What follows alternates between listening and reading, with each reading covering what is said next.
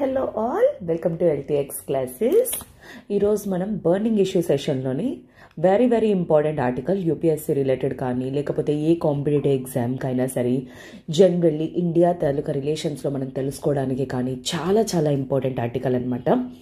అదే వచ్చేసరికి the history of Iran's Chabahar port and it's imperative for India. ఏంటంటున్నాడు, ఇరాన్లోని లొకేట్ అయి ఉన్న చబహార్ పోర్ట్ తాలూకా హిస్టరీ గురించి. అంటే ఏంటి, ఇంతవరకు పాతకాలంలో ఏం జరిగింది ఏంటి అనేది. అండ్ ఇక్కడ ఒక వర్డ్ వాడటం అనేది జరిగింది, ఇంపరేటివ్ అని చెప్పేసి. ఇంపరేటివ్ అంటే తెలుగులో అర్థం ఏంటి, అవసరం ఆర్ ఆవశ్యకత. ఓకే, ఇంగ్లీష్లోకి వచ్చేసరికి ఇట్స్ క్రూషియాలిటీ ఆర్ ఇంపార్టెన్స్ అని చెప్పేసి అనుకోవచ్చు అనమాట. సో ఇక్కడ మనం ఏం నేర్చుకోబోతున్నాం, అసలు చబహార్ పోర్ట్ ఎక్కడ లొకేట్ అయ్యి ఉంది, ఇరాన్లో లొకేట్ అయ్యి ఉండడం అనేది జరిగింది. అయితే ఇరాన్లో లొకేట్ అయ్యి ఉన్న చబహార్ పోర్ట్కి ఇండియాకి ఎందుకు మేడం ఇంపార్టెన్స్, అది ఏంటో అనేది చూద్దాం. ఓకేనా. అయితే అసలు ఫస్ట్ ఆఫ్ ఆల్ ఇది కరెంట్ అఫైర్స్లోకి ఎందుకు అపీర్ అయింది, సడన్గా ఈ చబహార్ పోర్ట్ తాలూకా హిస్టరీ గురించి పాస్ట్ గురించి తెలుసుకోవాల్సిన అవసరం మనకేంటి. External affairs minister S Jaishankar గారు రీసెంట్లీ ఈ ప్రాజెక్ట్ గురించి డిస్కస్ చేయడం అనేది జరిగింది. ఎవరితోటి, ఇరానియన్స్ తోటి, అంటే ఇరాన్లో ఉన్న డిప్లొమాటిక్ ఆఫీషియల్స్ తోటి అనమాట. The port is of strategic importance అంటే అర్థం ఏంటి, అది ఏ ప్లేస్లో అయితే లొకేట్ అయ్యిందో ఆ లొకేషన్ వలన ఇంపార్టెన్స్ని స్ట్రాటజిక్ ఇంపార్టెన్స్ అంటారు.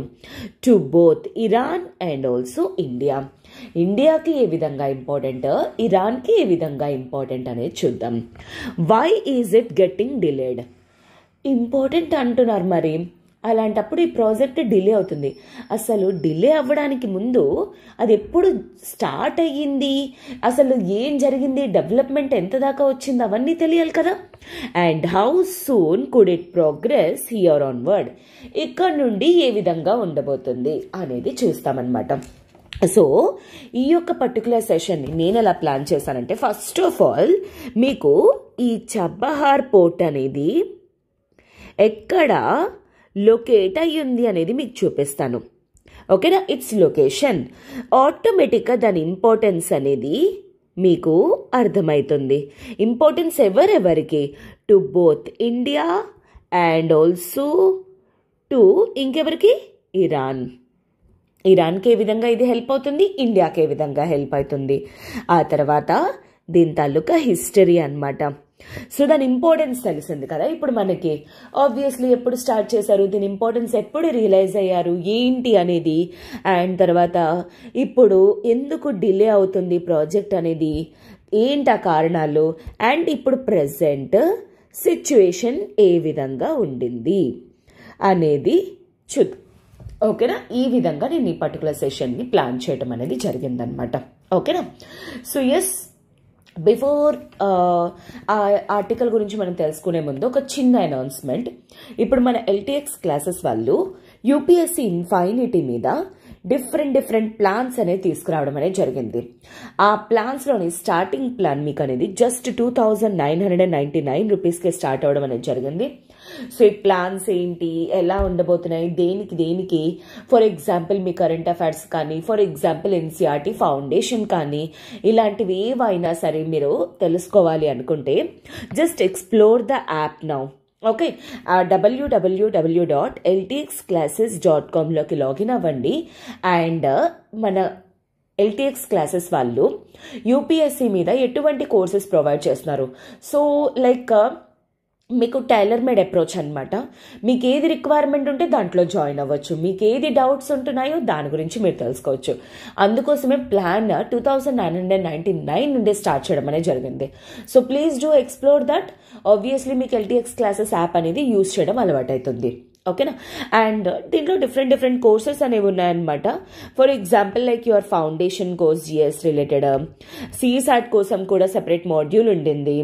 అలానే NCERT foundation, current affairs, prelims test series, mains answer writing, APPSC group 1 group 2, TSPSC group 1 group 2, RBI grade B infinity, SSC infinity, bank infinity, RRB infinity, ఇవన్నీ కూడా మన దగ్గర అవైలబుల్గా ఉన్నాయన్నమాట.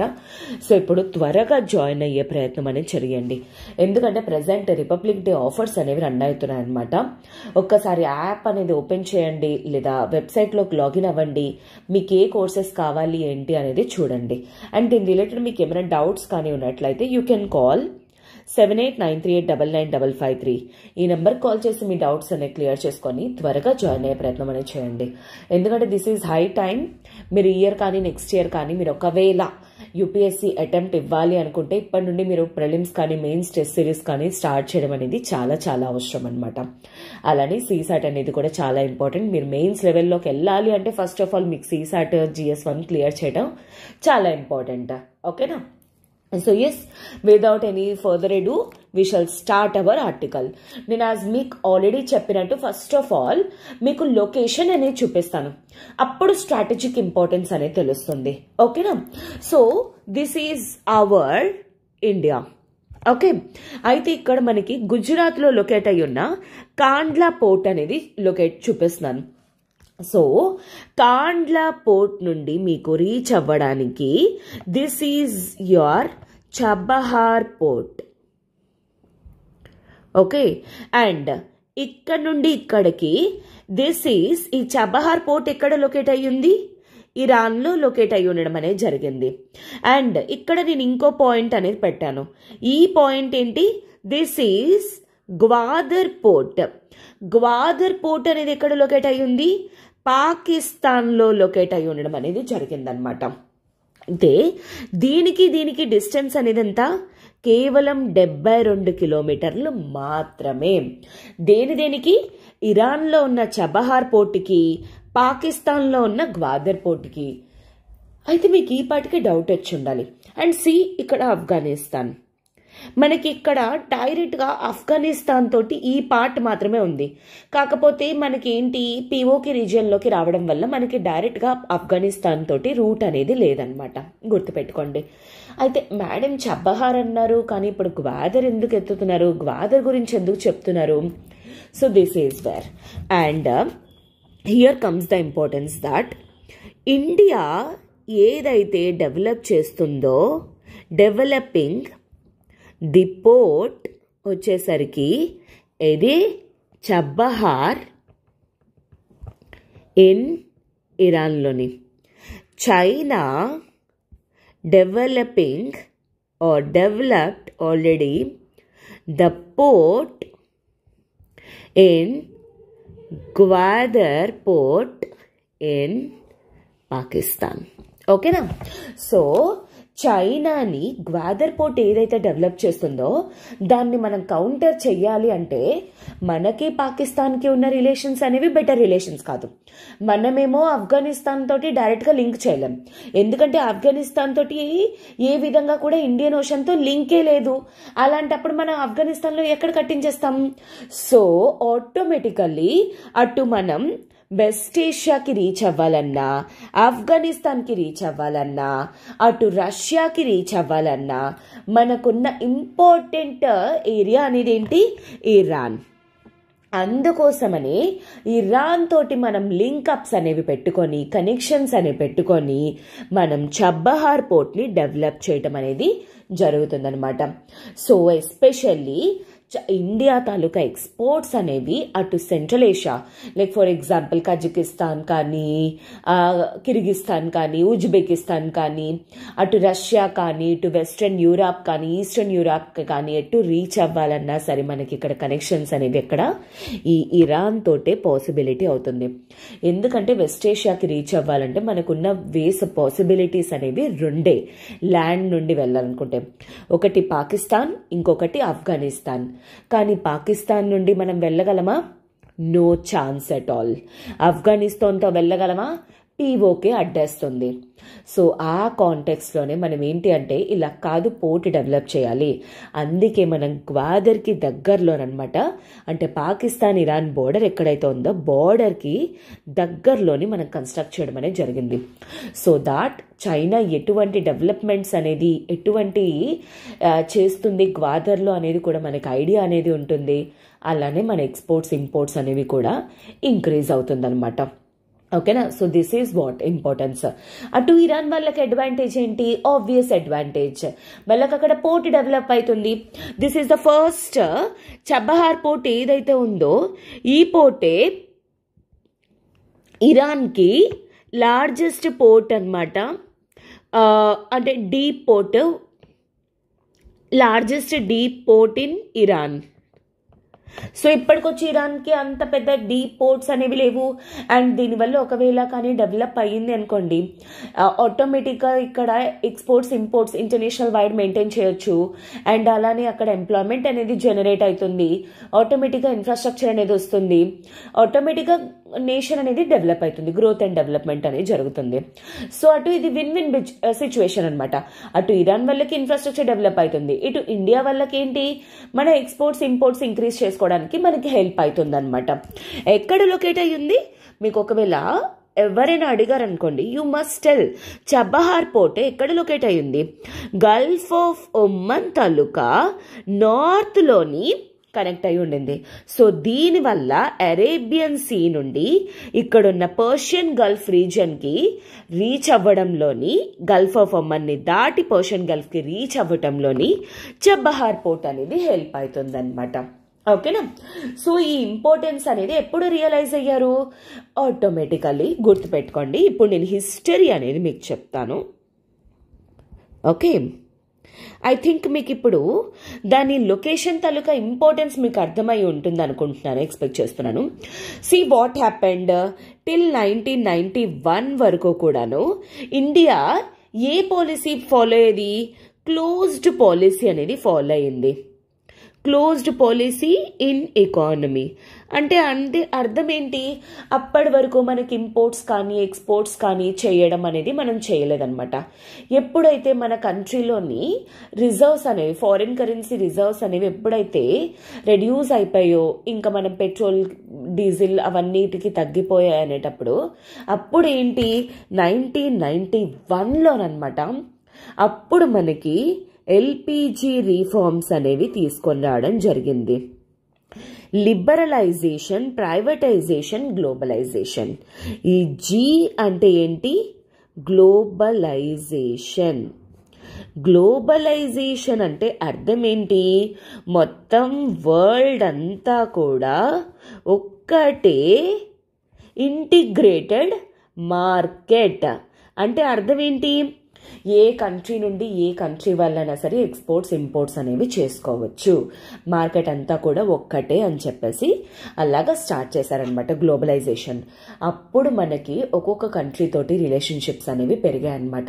ఎందుకు? ఇక్కడ నుండి ఇంపోర్ట్స్ ఎక్స్పోర్ట్స్ అవి చేస్తున్నాం, మనము ఎక్స్పోర్ట్ చేస్తున్నాము, వేరే కంట్రీస్ నుండి ఇంపోర్ట్స్ అనేవి తెచ్చుకుంటున్నాము, ఇవన్నీ జరగడం అనేది స్టార్ట్ అయింది. ఆ టైంలోనే 1992లోనే ఇండియా ఇంకా ఇరాన్ రిలేషన్స్ అనేవి కూడాను ఏంటి ఇన్ టర్మ్స్ ఆఫ్ ట్రేడ్ అనేది బెటర్ అవ్వడం అనేది జరిగింది. ఎందుకు? వన్స్ ఎల్పిజి రిఫార్మ్స్ అనేది తీసుకొచ్చిన తర్వాత బెటర్ అవ్వటం అనేది జరిగిందనమాట. అప్పుడు ఏంటి? ఇండియాకి ఇరాన్ తాలూకా ఇంపార్టెన్స్, ఇరాన్కి ఇండియా తాలూకా ఇంపార్టెన్స్, ఇదంతా కూడా ఆటోమేటికల్లీ ఇంక్రీజ్ అవ్వడం అనేది జరిగింది. ఆ తర్వాత నార్మల్గా రిలేషన్స్ అనేవి ఉండే అనమాట. కాకపోతే ఏంటి అప్పుడు అంటే ఒక 10 years తర్వాత అనమాట, literally in the year 2002 what ఈ 2 కంట్రీ తాలూకా లీడర్స్ ఇద్దరు కూడా, బోత్ ఇండియా ఇంకా ఇరాన్ లీడర్స్ ఇద్దరు కూడా ఏమని ఫీల్ అయ్యారు? ఇంకా ఈ ట్రేడ్ రిలేషన్స్ అనేవి బెటర్ చేసుకోవాలి అని చెప్పేసి డిసైడ్ అయ్యి, అలాంటప్పుడే ఎవరెవరు అటు మన prime minister, India prime minister అయిన అప్పట్లోని ఎవరు? అటల్ బిహారీ వాజ్పేయి గారు అండ్ అలానే ప్రెసిడెంట్ ఆఫ్ ఇరాన్. ఇరాన్లో ఎవరు అప్పుడు ప్రెసిడెంట్? ఖతామీ గవర్నమెంట్, మొహమ్మద్ ఖతామీ గారు అనమాట. సో వీళ్ళిద్దరూ కూడాను ఏమని డిసైడ్ అయ్యారు? ఇన్ఫ్రాస్ట్రక్చరల్ డెవలప్మెంట్ అనేది చెయ్యాలి అని డిసైడ్ అయ్యి అప్పుడు ఈ పోర్ట్ డెవలప్మెంట్ అనేది స్టార్ట్ చేయటం అనేది జరిగింది. ఓకేనా? సో అంటే చాలా ప్రాజెక్ట్స్ అనమాట అనుకున్నారు ఇద్దరు కూడా. ఇన్ఫ్రాస్ట్రక్చరల్ డెవలప్మెంట్ అనేది చేయాలి, చాలా పోర్ట్స్ అనేవి డెవలప్ చేయాలి, రోడ్ డెవలప్మెంట్ చేయాలి, ఇద్దరి ట్రేడ్ రిలేషన్స్ అనేవి ఇంక్రీజ్ చేయాలి అని చెప్పేసి అనుకున్నారు. దాంట్లో వాళ్ళు తీసుకున్న మేజర్ పోర్ట్ ఏంటి? That is your Chabahar port అనమాట. అయితే ఆ తర్వాత ఏం జరిగింది? లైక్ ఆల్మోస్ట్ ఇలా కంటిన్యూ అవుతూ వస్తుందన్నమాట. కానీ ఎప్పుడు ఆల్మోస్ట్ మనకి ఏంటి అంటే లిటరలీ లైక్ అలా మెల్లమెల్లగా డెవలప్ అవుతూ వస్తుందన్నమాట. 2015లోని 16లోనమాట 2016లోని ఇండియా ఇంకా ఇరాన్ ఇంకా ఆఫ్ఘనిస్తాన్ వీళ్ళ ముగ్గురు కూడాను ఏంటి ఒక ట్రైలేటరల్ అగ్రిమెంట్ అనేది చేసుకోవడం జరిగింది. ట్రై అంటే ఏంటి? 3 అని అర్థం. లేటరల్ అంటే ఏంటి? పార్టీస్. ఈ ముగ్గురు నేషన్స్ కూడా ఒక అగ్రిమెంట్, ట్రైలేటరల్ అగ్రిమెంట్ అనేది చేసుకోవడం జరిగింది. దేనికోసం చేశారు? ఈ పోర్ట్ డెవలప్మెంట్ కోసం అనమాట. ఒకేసారి 2016 తర్వాత పోర్ట్ డెవలప్మెంట్ అనేది స్పీడప్ అయింది, ప్రాసెస్ అనేది స్పీడప్ అవ్వడం జరిగింది. అండ్ అది కాకుండా 2015లో ఏం జరిగింది అంటే ఈ P5 నేషన్స్ అనమాట, యుఎన్ తాలూకా P5 నేషన్స్ ఇంకా ప్లస్ ఇరాన్, ఈ రెండు కూడాను JCPOA joint comprehensive plan of action, joint comprehensive plan of action ఏంటి అంటే ఇరాన్లోని న్యూక్లియర్ అంటే ఫర్దర్గా డెవలప్ చేయము అనే ఒక అగ్రిమెంట్ అనమాట. ఇందులోని యుఎస్ అనేది కూడా పార్ట్, P5 నేషన్స్ కదా. సో అప్పుడు ఏంటి అంటే ఇంకా ఫాస్ట్గా డెవలప్ అయిందనమాట ఆ పోర్ట్ అనేది. సో ఇలాగా అండ్ దట్ టు ఇన్ఫాక్ట్ 2017 ఆ టైంకి వచ్చేసరికి ఆ పోర్ట్ అనేది చాలా ఫాస్ట్గా డెవలప్ అయ్యి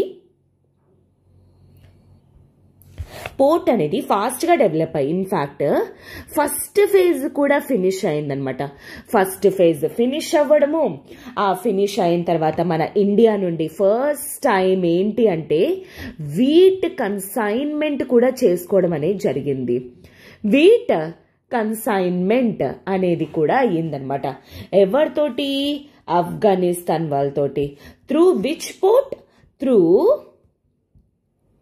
చబహార్ పోర్ట్. అలాగా డెవలప్ అయిందనమాట.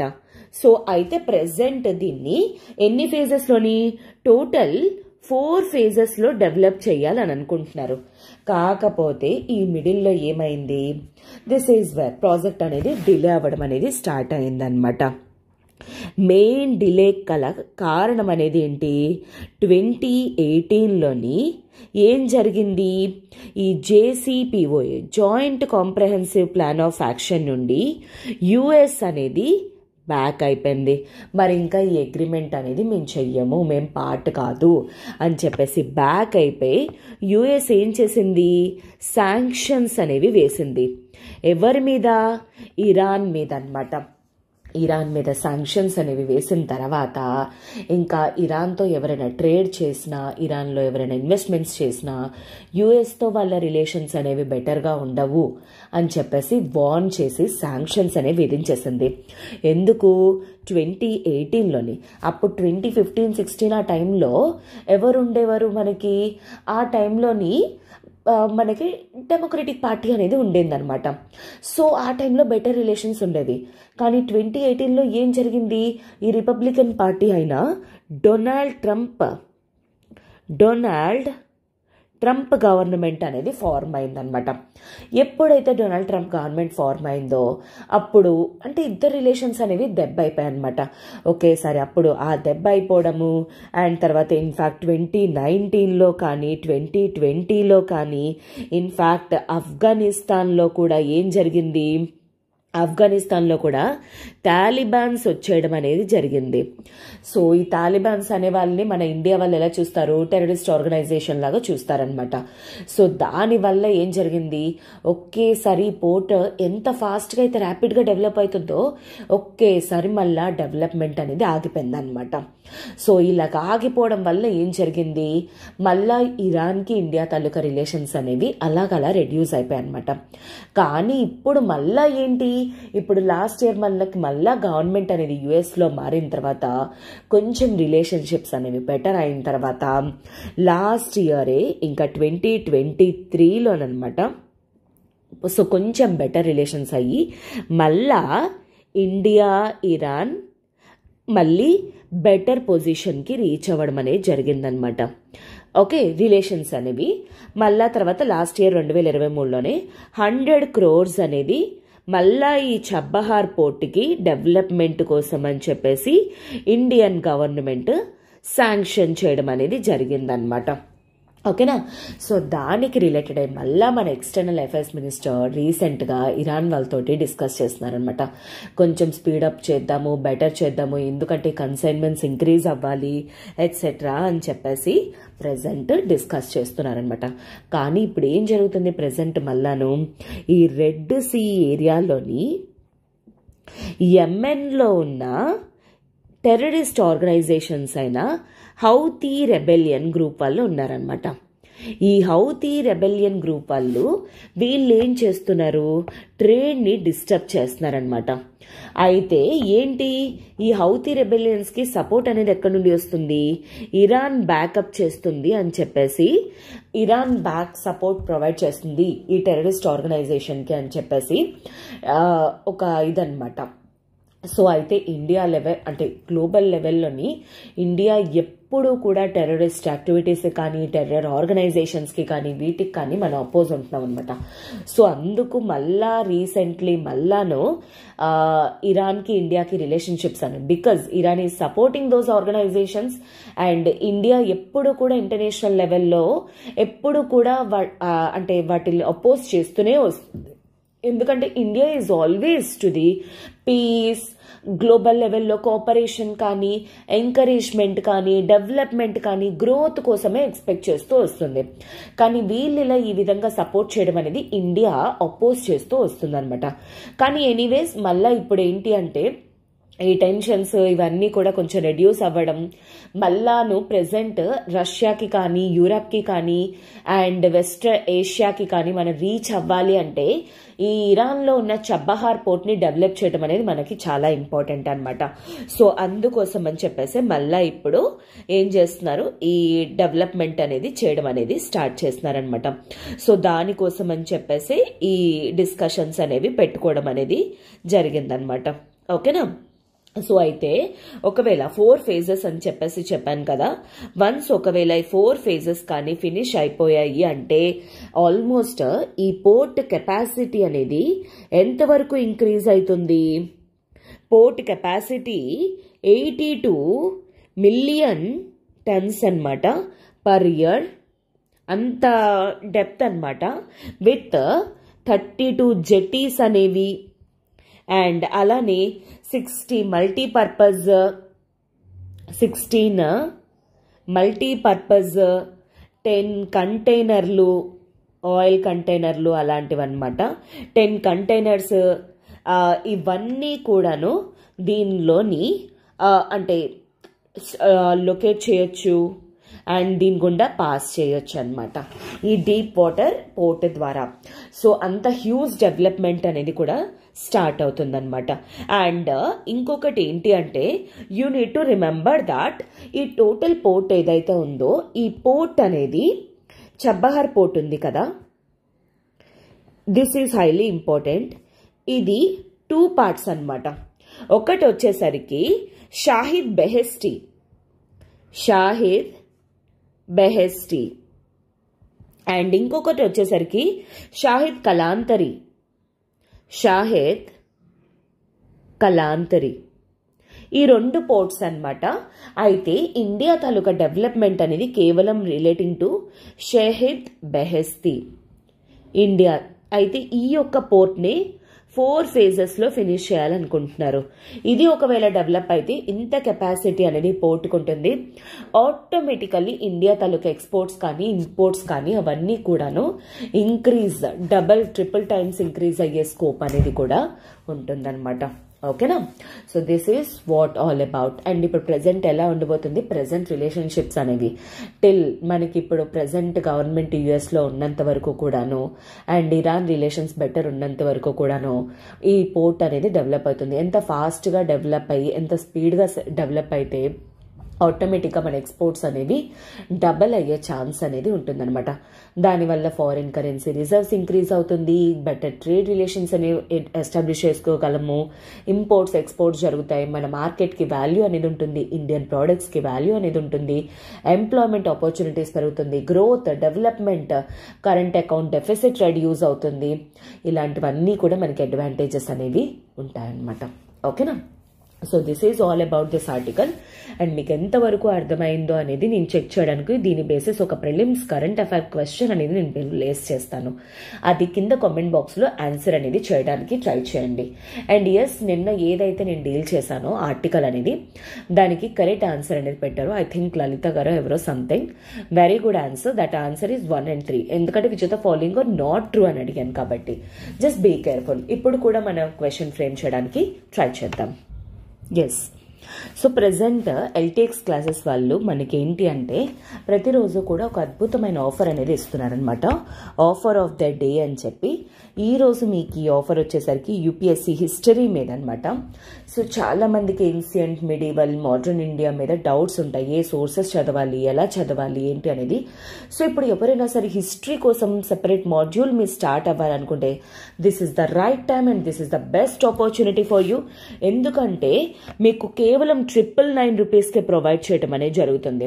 సో 999 రూపీస్కి అసలు యాక్చువల్లీ ఇప్పుడు ఒక షర్ట్, ఒక టాపే రావటం లేదు. అలాంటిది మీకు టోటల్ యూపీఎస్సీకి, ప్రిలిమ్స్కి, మెయిన్స్కి అన్నిటికీ ఉపయోగపడే విధంగా మీకు హిస్టరీ క్లాస్ అనేది ప్రొవైడ్ చేస్తున్నారనమాట. సో ఇందులో ఏన్షియంట్, మిడివల్, మోడర్న్ మీకు అన్నీ కవర్ అవుతాయి. అయితే ఈ ఆఫర్ అనేది మీకు కేవలం ఈ రోజు వరకు మాత్రమే. ఎందుకంటే this comes as offer of the day. ప్రతిరోజు కూడా ఒక ఆఫర్ కింద మీకు స్టార్ట్ చేయడం అనేది జరిగింది. సో దీని రిలేటెడ్ మీకు ఏమైనా డౌట్స్ ఆర్ ఎంక్వైరీస్ కానీ ఉంటే యూ కెన్ కాల్ 7075488651. ఈ నెంబర్ కాల్ చేసి మీ డౌట్స్ అనేవి క్లియర్ చేసుకొని త్వరగా జాయిన్ అయ్యే ప్రయత్నం అనేది చేయండి. ఓకేనా? సో ఎస్, ఇప్పుడు ఒక క్వశ్చన్ అనేది ఫ్రేమ్ చేయడానికి ట్రై చేద్దాం. ఓకేనా? Consider the following statements regarding Chabahar Port.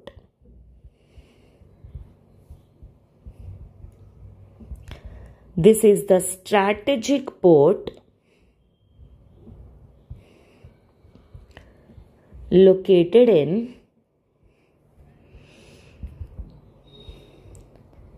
Afghanistan.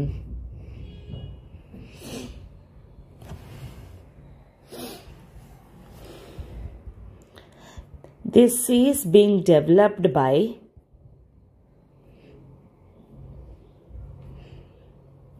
India in order to counter Pakistan's Gwadar port. Gwadar port గుర్తుపెట్టుకోండి, ఇది చైనా డెవలప్ చేస్తున్న బెల్ట్ అండ్ రోడ్ ఇనిషియేటివ్లోని part. Okay, that is also an important point. Which of the following are true? A 1 only, B 2 only, C both, D none. కింద comment బాక్స్లో పెట్టండి మీరు. Also Chabahar port అనేది ఏ తాలూకా sea or ఏ తాలూకా గల్ఫ్కి నార్త్ పార్ట్లో లొకేట్ అయ్యింది. ఎందుకంటే వీటి తాలూకా లొకేషన్ అనేది చాలా చాలా ఇంపార్టెంట్. ఆ లొకేషన్ బేసిస్ బట్టే దానికి ఇంపార్టెన్స్ అనేది ఉండడం కానీ లేకపోవడం కానీ జరుగుతుంది. అందుకోసమే స్ట్రాటజిక్ ఇంపార్టెన్స్ అని చెప్తున్నారనమాట. ఓకేనా? సో అది గుర్తుపెట్టుకోండి. ఒకవేళ మీకు అర్థమైందంటే నా కింద కామెంట్ బాక్స్లో మెన్షన్ చేయండి. మీకు ఇంకేమైనా రిలేషన్ డౌట్స్ కానీ ఎట్సెట్రా ఏమైనా ఉంటే కింద కామెంట్ బాక్స్లో మెన్షన్ చేయండి. And this is it for today students. Have a good day. All the very best for your preparation. Take care.